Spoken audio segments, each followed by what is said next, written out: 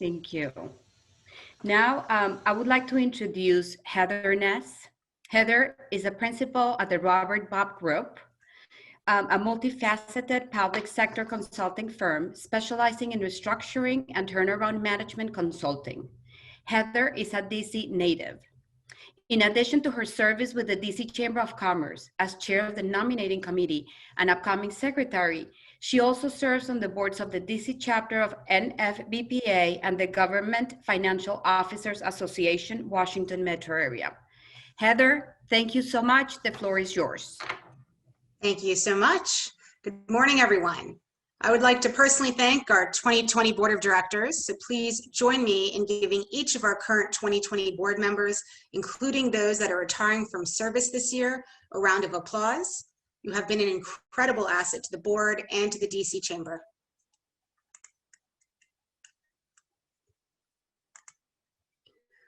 We are excited about the new members and elected officers that will be confirmed today. These individuals will help further the DC Chamber's objective to make the district a better place to live, work, and grow a business. Ladies and gentlemen, please direct your attention to the screen to see the 2021 DC Chamber Board of Directors, which includes our new class of 7 individuals joining the board this year. These nominees are Kristen Ortiz, A-Surface, Andres Echeverry, ACSI Translations, Vida Ali, Ben's Chili Bowl, Marnie Barron, Soultree, Adam Rubinson, Deloitte, James Moore, KPMG, and Kim Ford of Martha's Table. Thank you. Ladies and gentlemen, I present to you the 2021 board members and this year's nominees. May I have a motion to accept as presented? So moved. Is that a J? That's a Marquette. So moved. I second the motion. Thank you so much. We have a motion on the floor. All those in favor of the 2021 board members and the new nominees, please take yourselves off mute and signify by saying aye. Aye. Aye. Aye. Aye. Aye. Aye. All those opposed? All right, motion carried. I give you the 2021 DC Chamber Board of Directors. Now, I would like to present each of you the 2021 slate of officers for election. As I call each officer by name, please also note the screen for list of committee chairs and names for the executive committee. I will be the nominated secretary, Heather Ness, treasurer, Winnell Belafonte, second vice chair, Chico Horton, first vice chair, Tanya Kinlow, chair-elect, Andrew Serene, and chairwoman, Dr. Carolyn Rudd. Before you are the 2021 slate of officers and members of the executive committee. I'd like to recognize Ms. Carolyn Howell. Ms. Howell, may I have a motion to accept the slate as presented?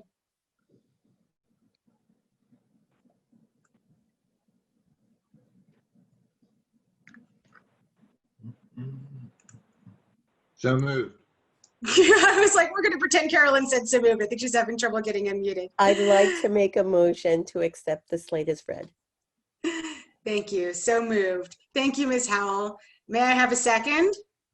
Second. Second it. Thank you. We have a motion on the floor. All of those in favor, please signify by saying aye. Aye. Aye. Aye. Aye. Aye. All of those opposed? Excellent. Motion carried. I give you the 2021 slate of officers.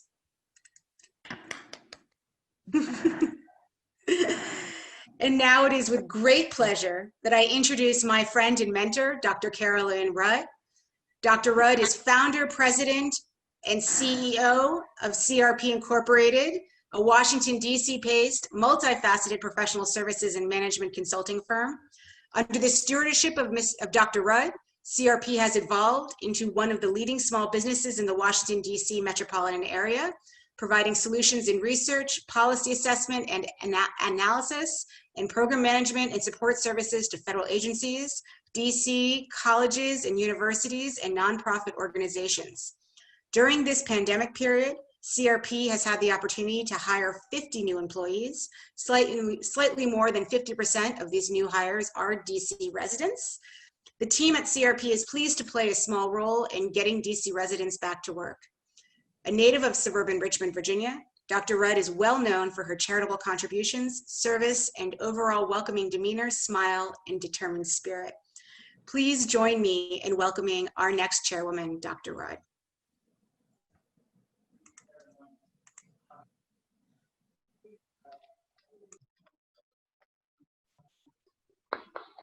Thank you, Heather, so very much for that very warm introduction. And good morning to all. It is my pleasure to accept the challenge of becoming the 2021 Board Chair of the DC Chamber of Commerce. Yes, a challenge. But before I share with you why I'm using the term challenge, I need to stop and thank a few people. First, I want to thank Marie Johns, who, as board chair, reached back and pulled me forward. I want to thank RJ Madon, who allowed me to tag along with him over the last 2 years. Thank you, RJ, and all that you did for us as board chair. I also want to thank the past and current chamber staff for your support as I chaired the membership committee over the past 3 years. I want to thank my membership co-chair, John Tucker, and the other members of the membership committee. You had bold ideas, and I know that you will continue with the same vein in the coming year. I want to give a big thanks to my staff at CRP Incorporated for your support. But do know that the work is just beginning. I want to thank my friends and my family and my husband for being on the platform today. I want to thank the members of the Moles, members of Delta Sigma Theta Sorority for being on the platform and joining me today. I want to thank you so very much for your support. Over the past couple of years, the board has embraced the theme, the Chamber of the Future. However, little did we know that 2020 would present itself with a global pandemic, one that has brought forth unprecedented conditions with regards to health, its disparities, and the shutdown of the national and local economies. The devastating effects of COVID-19 have forced the chamber to pivot and look differently at what the Chamber of the Future now looks like. As the Chamber Board solidifies its strategic position, we must look at a model that includes providing unmeasurable support to our small businesses, a model that will offer a pathway to reopening our economy, a model that would lend itself to chamber growth and sustainability in spite of the current circumstances, a model that must have partners in the business community, partners with our local government, and in the federal government, as we are the nation's capital.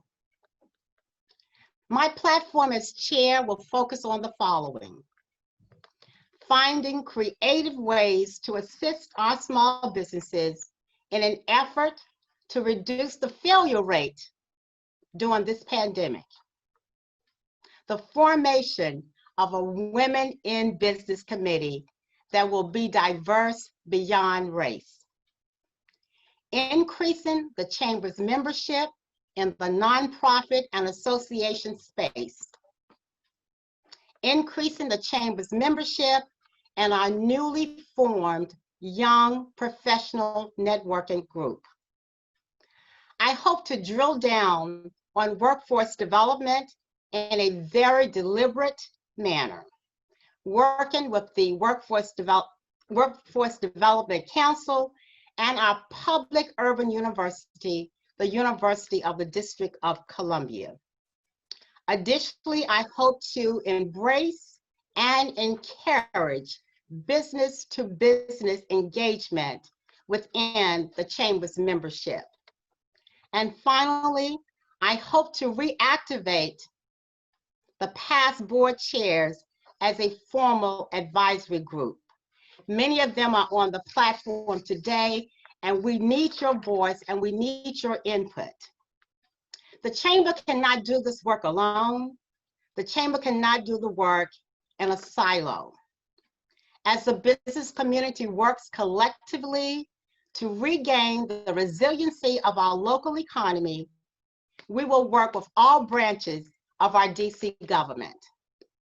And in doing so, it is important that we agree to disagree with an attitude of dignity and respect, an attitude of dignity and respect that flows in both directions. The business community is willing and able to accept its social responsibility to our city and to our residents. However, we ask for the understanding that we must come to the table together and figure out the best strategy for a win-win for the business community and our great city. As I close, I want to give a shout out to the Leadership Greater Washington class of 2010, which I was a member of. 3 of the members of the tenacious class of 2010 are now on the Chamber's Executive Committee. I also take this opportunity to give a shout out to all of our newly elected officers and committee chairs. I look forward to working with each of you and our entire board. I wish for each of you happy holidays, Merry Christmas, as we look forward to a better and brighter 2021. Again, it is my pleasure to take the challenge and serve as your board chair. Thank you so very much. Thank you very much, Dr. Rudd, for your words and for taking on the challenge. Thank you. I look forward to working with you. Now I would like to introduce Councilmember Todd, Ward 4, who will be presenting a resolution. Thank you very much, Madam President, and thank you very much, Mr. Past Chairman, and congratulations to all of the newly elected board members and committee chairs, and thank you for your service to our outgoing board members and committee chairs. I'm just thrilled to be here with the Washington, D.C. Chamber of Commerce this morning to congratulate your new leadership, and in particular, your new board chairwoman. Over the last 8 months, the importance of the DC Chamber of Commerce has been highlighted. As was noted earlier, our region and our world, we are seeing unprecedented times. And having a strong and resilient business community, which I know the DC business community is exactly that, is critically important. And so your continued support of the DC Chamber of Commerce is so very important as our city continues to recover from the effects of COVID-19. I have a special presentation that I would like to present to Dr. Carolyn Rudd as my very good friend and award for resident and a longtime business owner. To recognize Dr. Carolyn Rudd for her outstanding accomplishments in business, her commitment to public service, and her civic and philanthropic contributions to the District of Columbia and the region. Whereas in 1988, Dr. Carolyn Rudd founded CRP Inc., a Washington-based professional services and consulting firm where she still serves as president and CEO. Whereas CRP Inc. has become one of the premier small businesses in the Washington metropolitan area, being recognized by the DC Chamber of Commerce as its 2017 Small Business of the Year. Whereas Dr. Carolyn Rudd has served as chair of the DC Commission for Women and on the boards of Family Matters of Greater Washington, the Religious Coalition for Reproductive Choice, and Leadership Greater Washington. Whereas in 2018, Dr. Rudd was confirmed as a member of the University of the District of Columbia Board of Trustees. Whereas Dr. Carolyn Rudd will serve as the 2021 chair of the Board of Directors of the DC Chamber of Commerce. And we know and will work forward that she will make us proud and make the city and the region proud. Whereas Dr. Carolyn Rudd is a life member of Delta Sigma Theta Sorority Incorporated and lives in Upper Northwest Washington, D.C. with her husband. Be it resolved by the Council of the District of Columbia that this resolution may be cited as the Dr. Carolyn Rudd Ceremonial Recognition Resolution of 2020. Congratulations, Dr. Rudd, and congratulations to the Chamber on your new leadership. Thank you. And council member, I thank you from the bottom of my heart for such a surprise and wanting to do this. Thank you so very much. My pleasure. Thank you, Dr. Rudd. Thank you very much, Councilmember Todd. Very special, thank you. Now I would like to welcome our past chairman, Ajay Maiden.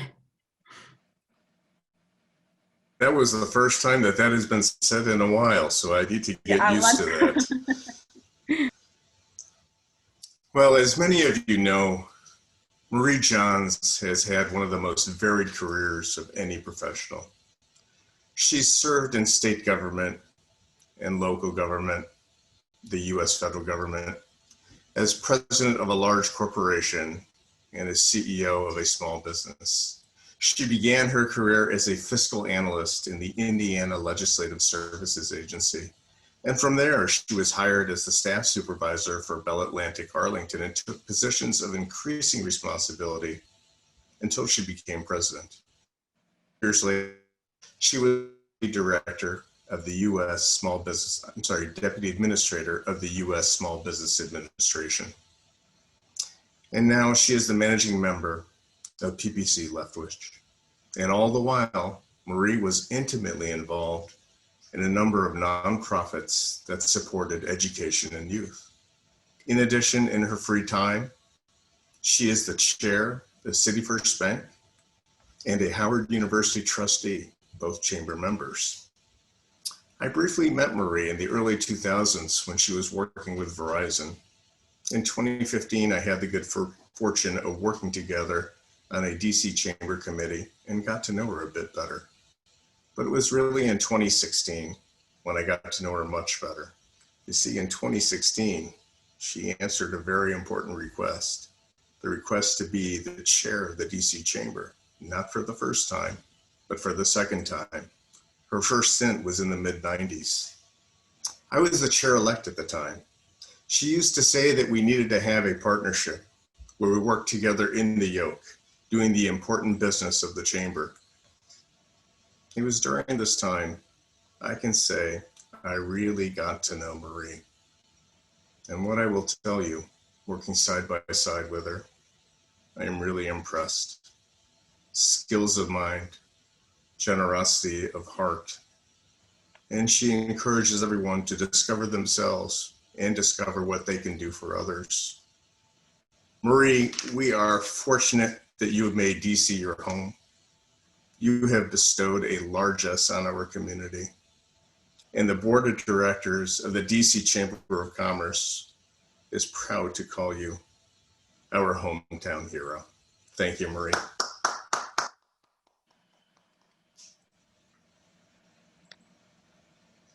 Thank you, Ajay, and thank you, Carolyn, to the board and to all of my colleagues through the Chamber Network. This is an incredible honor.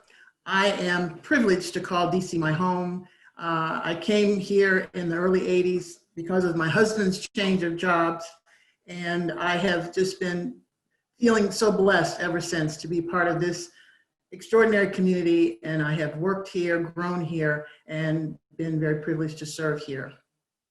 All of you know that the Chamber is very important to me, and just a bit of a personal vignette. This season of COVID has been very tough for the Johns family. We have lost two very dear friends to the pandemic.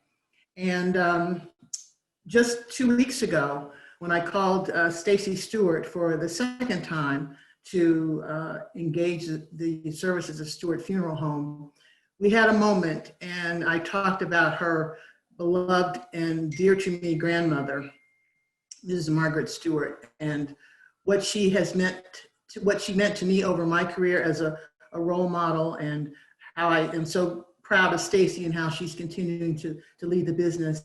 And it's the blessing of being in DC that I've been able to meet wonderful people and develop the kinds of relationships that have been so meaningful to my life.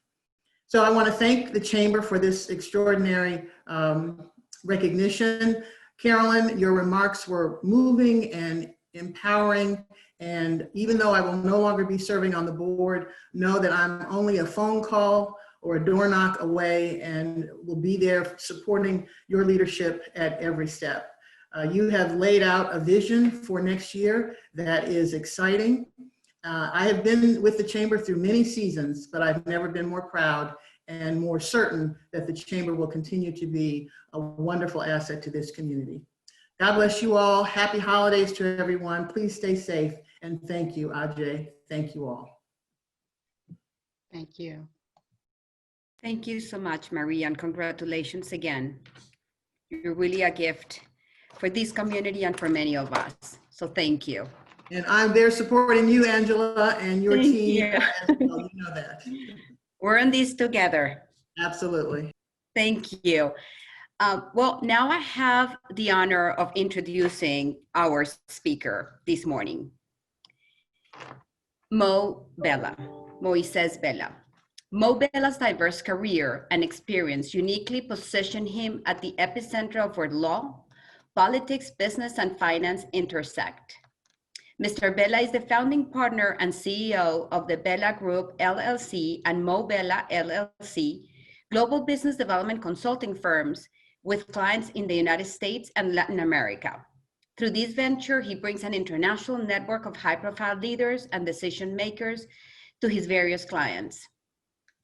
In addition to running his firm, Mr. Bella was previously of counsel at the law firm at Stein Mitchell, Beto and Misner, and a partner at the international law firm Holland and Knight. Mr. Bella's areas of experience include business development, public policy, public relations, government relations, regulatory affairs, management consulting, and Latino and LGBTQ advocacy. Also, he was formerly an adjunct professor at American University Washington College of Law. Mr. Bella is a longtime Washington insider. Mr. Bella's leadership and counsel have been sought by some of the country's top political and business leaders. Mr. Bella served in President Obama's administration as the Director of Administration and Senior Advisor in the office of Vice President Joe Biden. The stint was the second White House appointment for Mr. Bella, who served as Chief Financial Officer and Senior Advisor on Hispanic Affairs for Vice President Al Gore. Mr. Bella holds the distinction of being the first Hispanic American and gay American to serve twice in a senior executive role in the White House.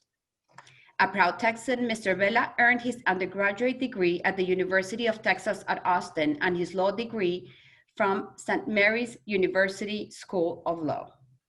So he has multiple honors and is a member of the American Bar Association, State Bar of Texas, Unidos US, Hispanic National Bar Association, and NAACP. So Mo, Thank you so much for joining us this morning. The floor is yours. Oh, thank you, Angela.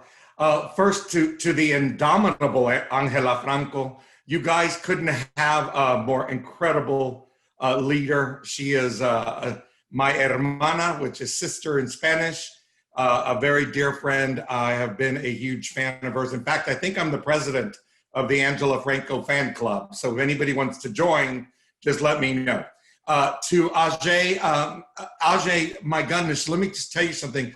I just watching all of this and listening to your entire conference here, I regret that we haven't had a chance to work together, but I hope we find a way to do that. You clearly are an amazing, amazing leader, and there's something very genuine about your spirit. I can see why you were at the helm for 2 years. What a great, great guy. Dr. Rudd, my goodness gracious, I just want to jump through the screen and hug you.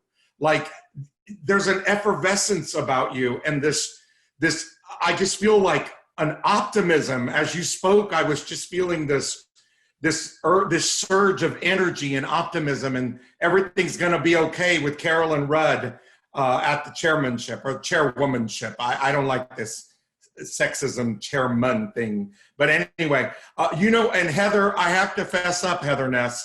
I got so excited and carried away with y'all's proceedings, I voted on your damn slate. I unmuted and I'm like, yes. And I'm like, oh, wait a minute, I'm not a member. Wait.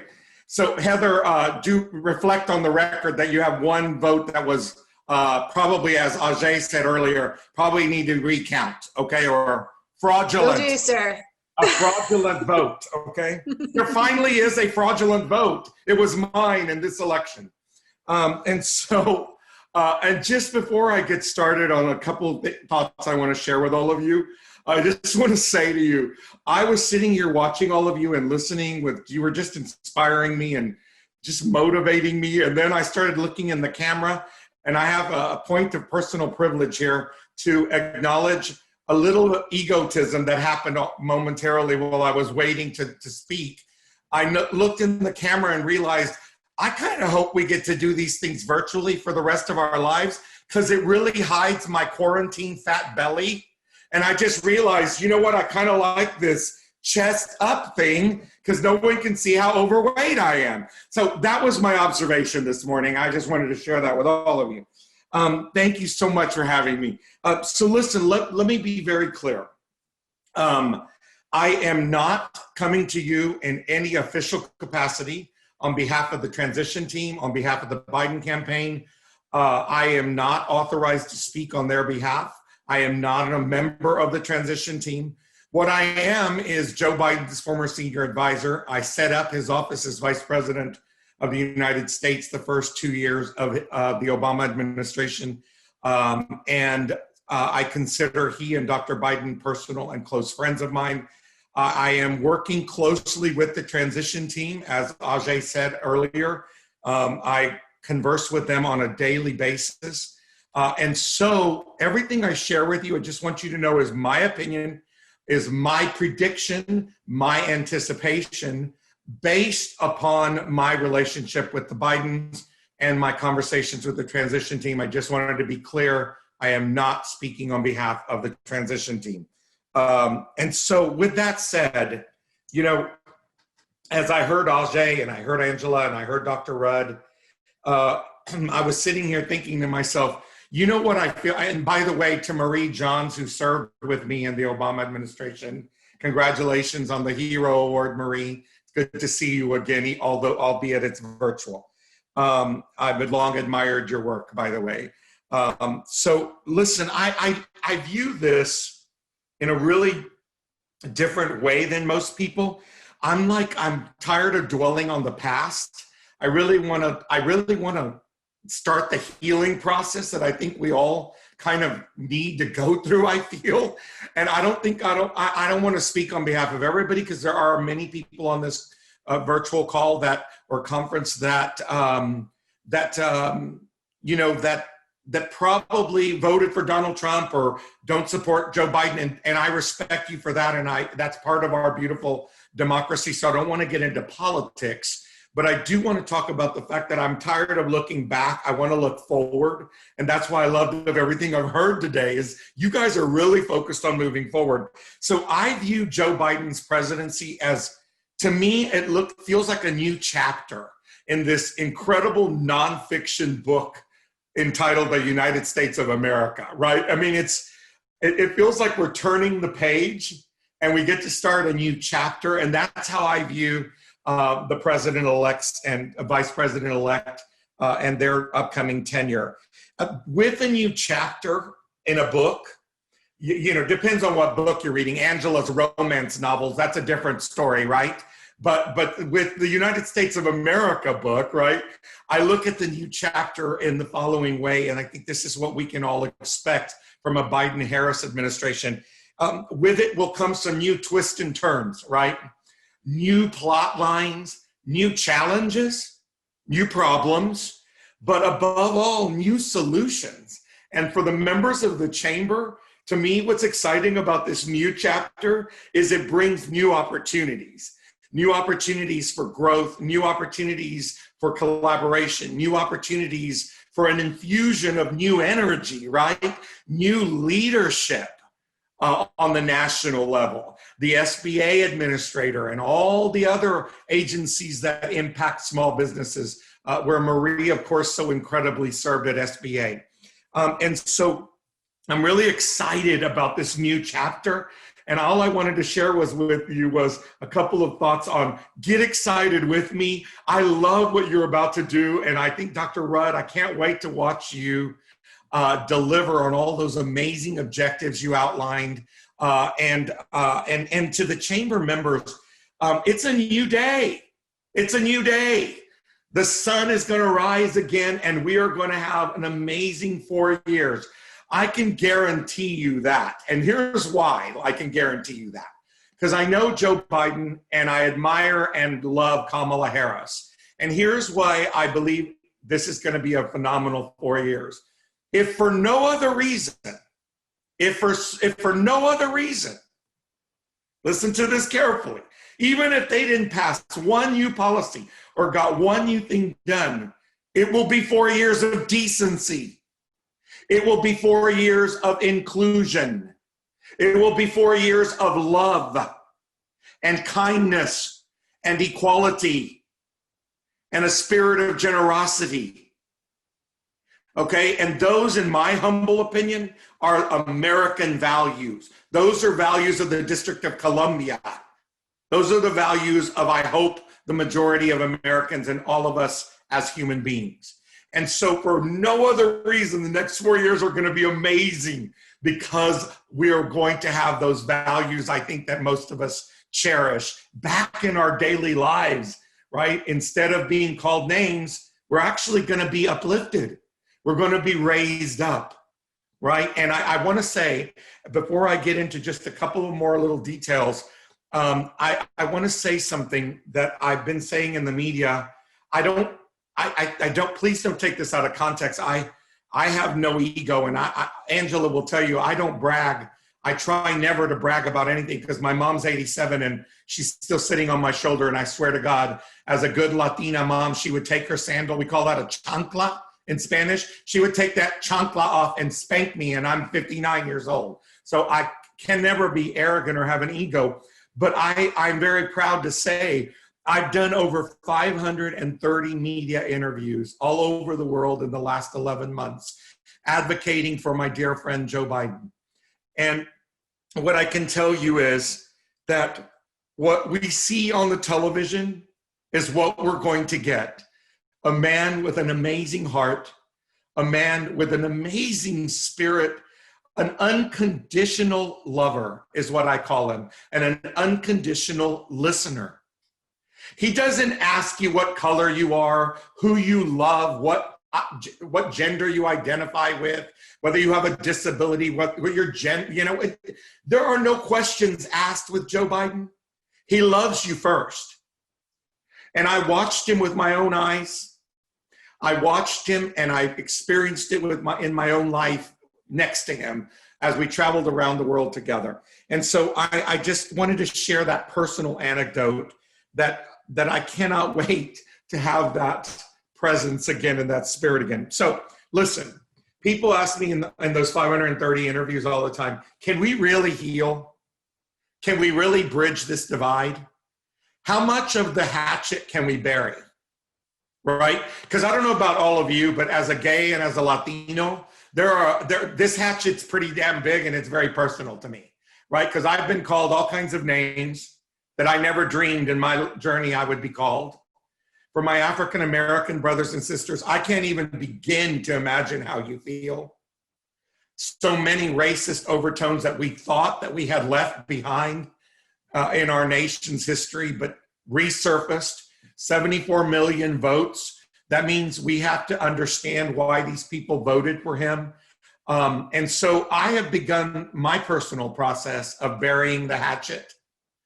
Okay? But you know why I'm going to bury the hatchet? Because Joe Biden genuinely believes that we can heal our nation. And the only way we're going to heal and bridge this divide and create that economic opportunity for all of you as members of the DC chamber, the only way we're going to do that is to find common ground, even with those who we don't agree with. And I learned that from Joe Biden. Let me quickly tell you a story.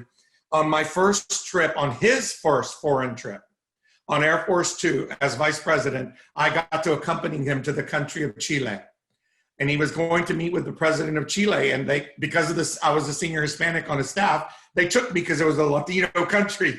So I was like, okay, I volunteer. So I get on Air Force Two with Joe Biden, and Dr. Biden was on the trip too. And we're all sitting around in this little sitting area on Air Force Two. And President Obama had put forth some policy, and some Republican US senator had just trashed it and bashed it and denounced it and had begun that negative, toxic kind of reaction to our beloved President Obama. And so, of course, I just felt comfortable sitting there with all of them on Air Force Two, and I just started spewing out that blankety blank blank Republican senator, how dare him be against my beloved Barack Obama and our policy. What a horrible human being that senator is. And I'm going on and on, calling this person names.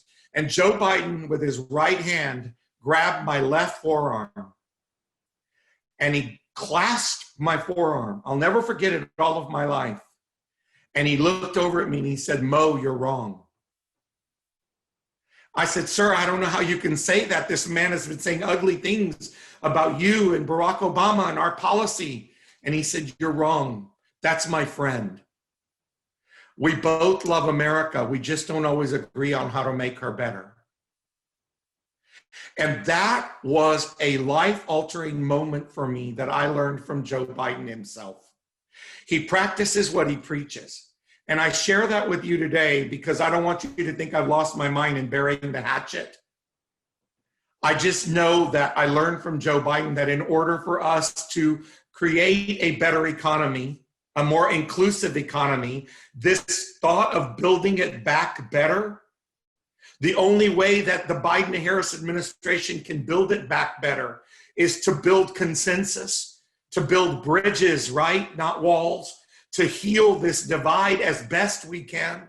And I contend and I project and I anticipate that Joe Biden and Kamala Harris will do that through their policies, they will do it through their words, and they will do it through their deeds. And let me tell you what I mean by that. By policy, they have committed to build back better. What does that mean? In my opinion, it means that we're going to have a more inclusive economy where it's not going to be about bringing people down. You don't have to punish people in order to raise people up. I think that's what we will see as they build back better.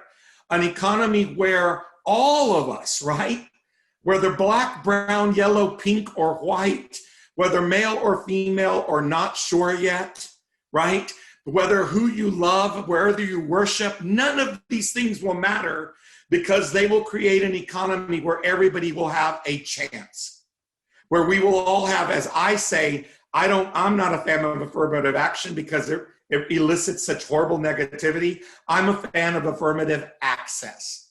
And I think that's what they mean when they say they're going to build back better. I think you can go to the bank on it. We will have a more inclusive, accessible economic opportunity for all of your businesses. in every way they can through programs and initiatives and policies at every agency, including the Small Business Administration. Vaccines. I don't know about you, but it is at the very forefront of my mind. I have not gotten to hug my 87-year-old beloved mother in over a year, and I can't take it any longer. The thought that I can't hold her at Christmas, it may be her last Christmas, it may be my last Christmas, and I can't stand the thought that we can't hug one another, all of us. Okay, so this vaccine means more to, I think, all of us than we even realize ourselves, right? On a daily basis. I don't know about you, but I'm missing the human touch. I did remember, I did say I'm gay and Hispanic. That means I will hug you twice. So keep that in mind. I'm a double hugger. So listen, this vaccine, the challenge we all know, and I know that if anybody can do this, I was the deputy chief of staff to a man named Ron Klain in both of my White House tenures. He will now be the chief of staff to the President of the United States. There is no human being, and I mean this, there is no human being that I've ever worked with in 59 years or that I've ever known who is as brilliant and more prepared and equipped to be the chief of staff and to make sure that this vaccine gets to our folks, regardless of what corner of this country they live in, regardless of how much money they make, regardless of the color of their skin, regardless of their socioeconomic strata. Ron Klain will lead a vaccine distribution. I am confident of it. I'm absolutely certain it will run flawlessly and it will reach all of our communities. And I hope it happens sooner rather than later, but I have all the confidence in Ron Klain, in Joe Biden, and Kamala Harris, and the many friends that have been named to their staffs. They will get this vaccine distributed. I feel confident about that. I'm excited about that being around the bend. Lastly, on policy, I know that stimulus is on your minds. A lot of our businesses are going under. God forbid any of yours are on the brink. I hope not. I pray that they are not. But we're losing businesses left and right, many of which will never return, which honestly chokes me up. That makes me very emotional because, as Marie Johns will tell us all, as the former deputy administrator of the SBA, this country is not about major corporations. The heartbeat and the backbone of this nation are small businesses. And as they're going under, there goes part of our heartbeat. That's part of the soul of America. And some of them may not return. So I can tell you this from my conversations with the Biden team and the Harris team, the transition team, and knowing Joe Biden, this will be one of the highest priorities you will see in this new administration, and that is to create an environment that fosters not only growth, but access to the capital necessary so that Latinas and African-American women and people with disabilities and LGBTQ community members and anybody who wants to have a chance to start a new business, I think you're going to have an environment, unprecedented environment, with access to capital and opportunities and initiatives that will make it conducive for us to start those businesses and try to now make up for the ones we're losing. Or I hope too that part of those programs will be to bring some of those folks back who work so hard, some of them for 30 years, mom and pop shops, who have been struggling every day and waking up and going to their store or their shop or whatever their business was. And now it's gone because something they couldn't control and nobody was looking out for them. And it's disgraceful, and we're better than that as a nation. So on stimulus, I can tell you this, you heard Joe Biden already, this $908 billion, whenever it gets passed, I do believe something will get passed. I really do. And I'll tell you why, because it's the first time in 4 years we have a bipartisan group of senators who finally buried the hatchet, talk about burying the hatchet, who are sitting in a room together and saying, you know what, maybe we called each other names for the last 4 years, and maybe we were complicit on some things we shouldn't have been complicit on, and maybe we should have zipped it, but we didn't. But now let's come together, and they are, and I'm very optimistic. When I saw that, I felt like we had hope, because that's the only chance. And I learned that from Biden that day he grasped my left forearm. We got to find ways to work together, even with people who we don't agree with, even people who don't share our ideological, philosophical, spiritual, or religious beliefs. We just have to. That's what a democracy is. Think about it. That's what a democracy is. And we've lost sight of that. So we will see a stimulus. I'm told by the Biden folks, it is the highest priority. I love that Joe Biden last week said, if this $908 billion stimulus, it's not perfect. And he's already announced that. It doesn't have everything he wants. What did he call it? A down payment. So I think right away we're going to see another stimulus led by a President Biden and a Vice President Harris. Doesn't that just sound great, by the way, Vice President Harris? Oh my God. By words was the second category, and then by deeds, and then I'm going to shut up, and I'd love to, if there's anybody that wants to have a conversation or ask any questions, I want to open it up for that if we have a few minutes left.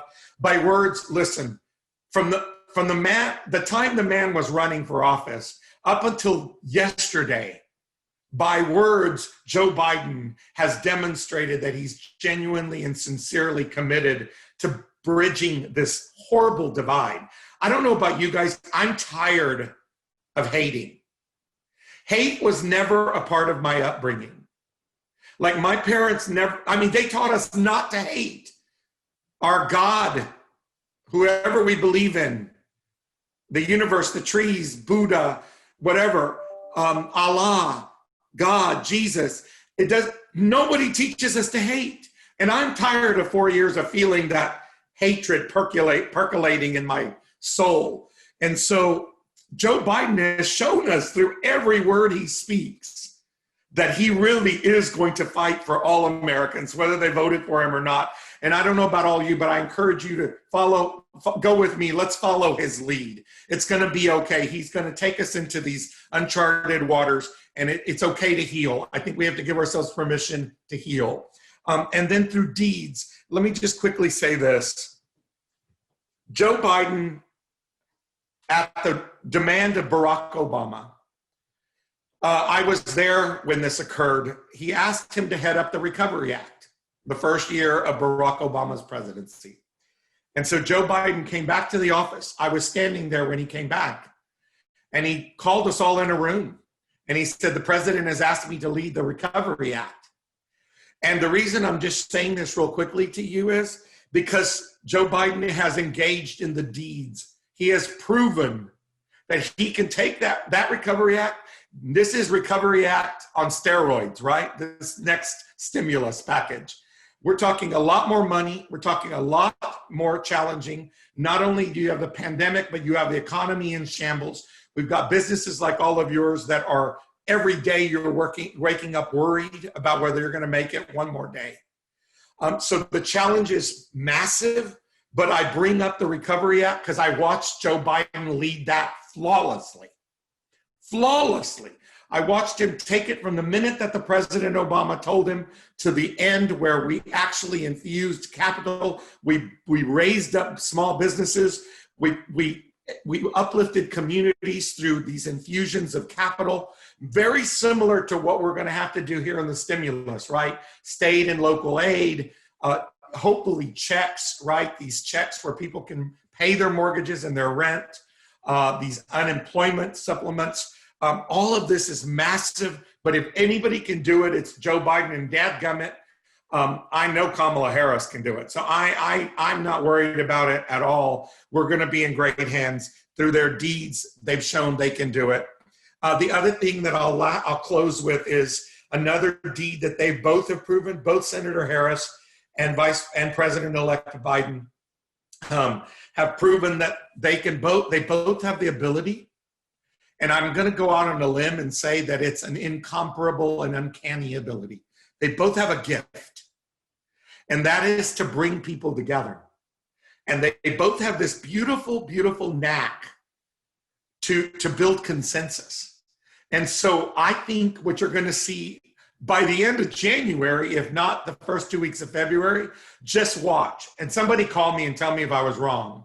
But how much you want to bet the very first thing you're going to start seeing is they're going to bring all stakeholders, even competing stakeholders, just watch.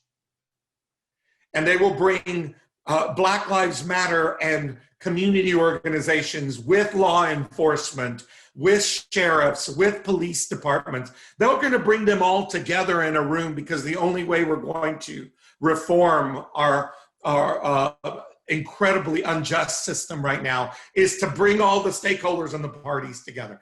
Joe Biden and Kamala Harris know how to do that. They've proven they can do that. That's what's needed. I'm going to shut up. Angela's giving me that look that only she can give, which is enough already. But I hope that you get the spirit of my thoughts today, is that we are about to embark on a beautiful new chapter in American history. We need to stick together. We need to stick together. But we also need to give our undying support to the new president and new vice president, whether that's through actions, through prayer, through just a virtual embrace. They deserve it, they need it, and we're all in it together. So if there are any questions or anybody wants to argue with me or debate me on anything I said, just go at it. Mo, thank you so much. What an inspirational presentation, really. I'm so blessed to call you my friend, and I cannot thank you enough for really being with us this morning. There is a question here, and the question is from Adam Robinson. If we don't take back the Senate, is there any path to DC statehood in a Biden administration? Oh, wow.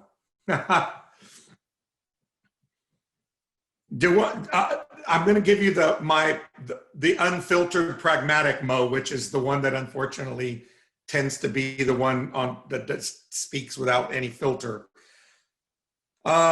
Look, never say never. My mama told me, right? Never say never. Will it make it more difficult? Listen, the pragmatic answer and the reality is it will make it extremely difficult. But Adam, I think it's a very great question, because it goes back to something I said earlier. It goes back to something I said about Joe Biden earlier. When I gave you that personal story on Air Force Two, think about that story as part of the answer. Because if there's anybody who's going to try, it's Joe Biden, because he has that gift. He connects with people. Some of those folks are his friends. They don't agree on a damn thing politically. They don't agree on a damn thing ideologically. But if there's anybody who can reach out and say, listen, enough is enough for the people of the District of Columbia. They pay their taxes and they don't have any representation. They don't even have a vote. This is absolutely absurd. I mean, the premise is absurd. It is just absurd. And so if anybody can make the argument, and if there's anybody that has a chance at it, I promise you it's Joe Biden. I mean that. So the answer is, would not winning the Senate make it harder? Yes. But would Joe Biden still have a chance? Never count out the kid from Scranton. I've been saying that since September of 2019, when he was in 5th place. I remember I was on Yahoo Finance News Live, and they said, well, it looks like your old boss is gone. He had just lost 3 states. And I said into the camera, never count out the kid from Scranton. So Adam Robinson, don't count out the kid from Scranton. DC statehood is always possible. And I promise, I think he's going to fight for it, and he won't give up. Well, that's great news, because it sounds like what you're saying is that it will be a priority of his. Well, I can't see how it wouldn't be a priority. How could it not at this point? I'm not kidding. To me, this is an issue that is a no-brainer. Like, I can't even imagine how anybody debates the other side. But, that's just me, right? But I can't. Listen, I hope it will be a priority. And you know what matters here? All of us on this call, we've got to help them make it a priority. Amen. We've got to keep telling them so that it is a priority. We have to keep reminding them that it is a priority. It's our government, you guys. This is our country. So don't forget the basics of democracy here. We keep telling them it's a priority. Thank you. Anybody has any additional questions, please? I mean, one of the questions I want to ask you, and I know you have touched over that a little, Mo, but is how can we support? I mean, how can we help as an organization? Well, several ways, obviously. One is, there's such a power in what occurs at the local level. And I think one of the major differences you're going to see in a Biden-Harris White House is that they're going to be reaching out to you. I just feel very confident about this. So I think that you guys call yourself the Chamber of the Future. I heard that and I love that so much. And the key, Angela, is that you and Dr. Rudd and members of your organization, you got to stay in touch with the Director of Public Engagement, Cedric Richmond at the White House, the new Director of Public Engagement, and Julie Chavez Rodriguez, right? And the key is developing relationships and staying in touch and staying on the radar screen of those people who are inside making decisions so that you have a place at the table. That's the big difference in my opinion, between a Biden White House and any other White House, right? Is that a Biden-Harris White House, remember I said the word inclusive. So you have to make sure that in the definition of inclusive, the DC Chamber has their proper and appropriate place at the table. And if you need my help in introducing you to anybody, you just call on me and I will introduce you to anybody. But you don't need me. Dr. Rudd knows everybody. Ajay knows everybody. Marie Johns, for God's sake, she probably has a room in the West Wing already. So, you're in great shape, but if there's anything I can ever do to help or support the Chamber or any member of the Chamber, please don't hesitate to reach out. I will help in any way I can, but it's about relationships, Angela. The answer is stay on their radar screen and take your place at the table. Don't ask for permission. Don't ask for permission. You've got a seat there, take it. Angela, there may be I almost went a little gay there, Dr. Rudd. I was like, girl, take your place at the table. Yeah. Thank you so much. Before the other questions, Angela, I just want to say thanks to Mo. The energy that you brought, the optimism, and your ability to connect us and help the Chamber get to the table are just so important. I've been receiving text messages during your presentation. This is so powerful. We just want to thank you so very, very much. And just as important is to thank Angela Franco for knocking this particular annual meeting out of the ballpark. Hey, Angela, thank you so very, very much. Our first virtual, and I think everyone is enjoying it. I'm keeping an eye on the number of people who are still on the platform. We have well over 125 still on the platform. That says a lot. So I want to thank both of you. And RJ, thank you again. Thank Madam you. Chair, it's been my pleasure. Yeah, we're gonna take one more question before we close. Pat, let's see. Pat, would you like to ask your question? Or you want me to read it? Okay, let me read it. I'm sorry? But find the unmute button. Oh, okay, go ahead. The last question. I hear your point about getting back to normal and the idea around tired of being hated, tired of hating rather. I am, as an African American, am tired of being hated. And so my question goes around justice. Do you think that President Biden will seek an AG that shares his view that we should just bury the hatchet? Or do you think that that will not be a criteria that he will have of an attorney general to agree with him? Wow, what a great question, actually. You know, I don't want to even begin to uh, try to get into Joe Biden's head because I think that would be disrespectful to him. And I wouldn't know where to begin, to be honest. I do know his values. Here's the deal. I don't think that Joe Biden is going to pick an attorney general. Let me reverse that. I think Joe Biden's going to pick an attorney general for different reasons. I think he's going to pick an attorney general to bring back the independence of the Department of Justice, to where it no longer is an attorney to the president or the White House. It's the American's attorney, American people's attorney. So to answer your question, I think it's fair to say this.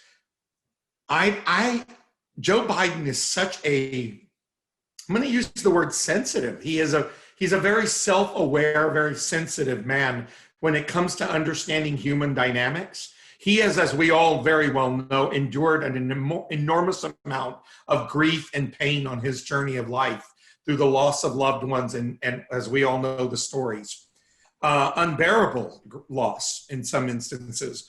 And so, Pat, the only thing I can say about this is I'm not entirely sure Joe Biden would agree with me about quote unquote burying the hatchet. I think what he would understand is that you and I both are tired of being hated, and we're tired of being called names, and we're tired of being victimized because of who we are. And I understand that Joe Biden understands that, right? So when he goes to pick an attorney general, I don't think it'll be about who will bury the hatchet or how aggressive they're going to be. I think it's going to be with an understanding that he understands that the pain that many of us are experiencing is very personal to you, to me, and so millions of other Americans for our own personal reasons, right? I hadn't been called a fag, just so you know, in 38 years. In 38 years, I hadn't been called a fag. And in the last 4 years, I've been called a fag 4 times. So I can't even imagine my Black brothers and sisters, because I saw with my own eyes and heard with my own ears some of the names that you've been called, right? And to my Latino immigrant brothers and sisters.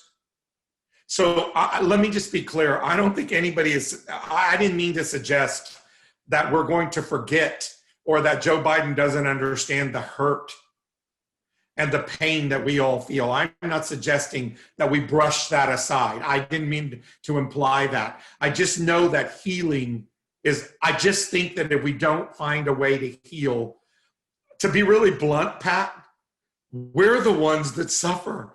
The people who hate us, right? They'll just keep on hating. But we're the ones suffering because we're the ones in pain. So we've got to heal for our own. And that's how I view it. Many of you may disagree with me, but I've got to heal because I want my spiritual being to be healthy. I want my emotional being to be healthy. Does that make sense? That was a very strange answer to a question about an attorney general, but I just wanted to be clear that I think that we're in an unprecedented time period about humanity. So when you pick an attorney general, it's a very different today than it might have been 4 or 8 or 12 or 20 years ago because of what we've experienced. That's my point. Okay, there's a lot of pain, and I get it. And Joe Biden gets it. He knows pain. He knows grief. He knows this is not going to be easy for any of us. Well, Mo, thank you so much, really, on behalf of the organization. And, for me, you're such a gift in my life. And I really want to thank you for the words, for the inspiration, and really for what we want to build. That is the chamber of the future. And we know that the circumstances are not easy, but it's about how we move forward and how we make it better and how we help people. So thank you so much for those great reminders that we have to be at the table and we have to work together, and for the incredible inspiration. So thank you. We're gonna close now. And I just want to say again, thanks to Ajay and to Marie and Carolyn. Welcome.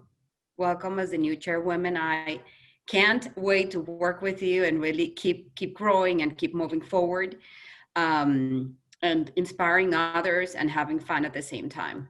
So thank you. And now I would like to thank one more time. So before we thank our sponsors, we're gonna have a networking session after. So if you wanna stay and network for a little bit, we're gonna be open until 11. And I think it's a great opportunity to connect with other people, to, you know, wish happy holidays or talk for a little bit, so, and connect with additional opportunities if that's the case. We want to thank one more time our sponsors and our circle partners. And to all of you, we wish you happy holidays and a year 2020 full of health, love, and peace. Thank you so much. And now we're going to go for a networking session. Blessings to all.